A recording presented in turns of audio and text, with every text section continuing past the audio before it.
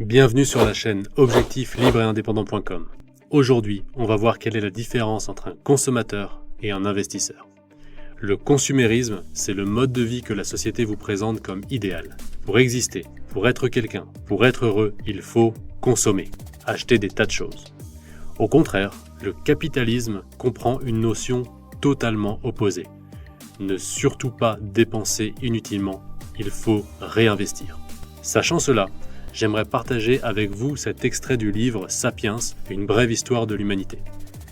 Les riches prennent grand soin de gérer leurs actifs et investissements, alors que les moins nantis s'endettent pour acheter des voitures et des télévisions dont ils n'ont pas vraiment besoin.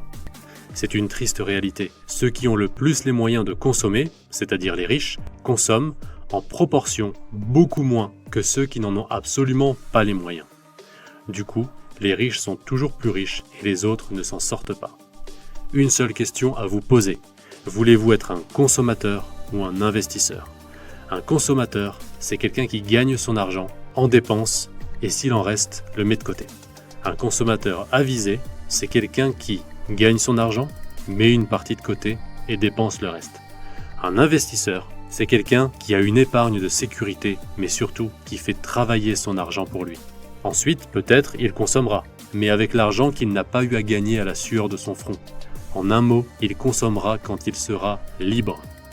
Ne cherchez pas l'argent pour vous acheter des tas de choses. Épargnez et investissez pour gagner votre liberté. C'est bien plus important. Et une fois cette liberté acquise, vous aurez tout le loisir, si vous le désirez, d'acheter des tas de choses.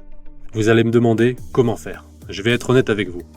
Même si vous parvenez à investir 1 000 € par mois, ce qui, on est d'accord, est déjà énorme, vous n'allez pas devenir libre avant très longtemps. Car au bout d'1 an, ça ne fait que 12 000 €. Au bout de 2 ans, ça ne fait que 24 000 €. Et même placé à 8% par an, ces 24 000 € ne vous rapporteront que 2 000 € par an. Par an, pas vraiment de quoi être libre. Voici donc le seul vrai moyen d'être libre rapidement. C'est ce qu'on appelle l'effet de levier. L'effet de levier, c'est investir, par exemple à 8%, de l'argent que l'on emprunte, par exemple à 2%. Et il n'y a qu'un seul investissement qui vous permette de faire jouer l'effet de levier. C'est l'immobilier.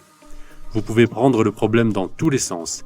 Si aujourd'hui vous n'avez pas de fortune et que vous voulez devenir libre rapidement, vous allez devoir faire de l'immobilier. C'est comme ça.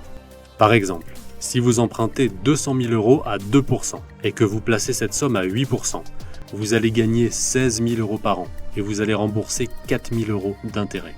Même s'il faut payer des charges et des impôts, ce que vous encaissez, c'est-à-dire 12 000 €, c'est quand même autre chose que les 2 000 € dont nous parlions un peu plus haut après 2 ans d'efforts à économiser chaque centime. Vous l'avez compris, pas de liberté sans effet de levier, et pas d'effet de levier en dehors de l'immobilier. Donc, pas de liberté sans immobilier.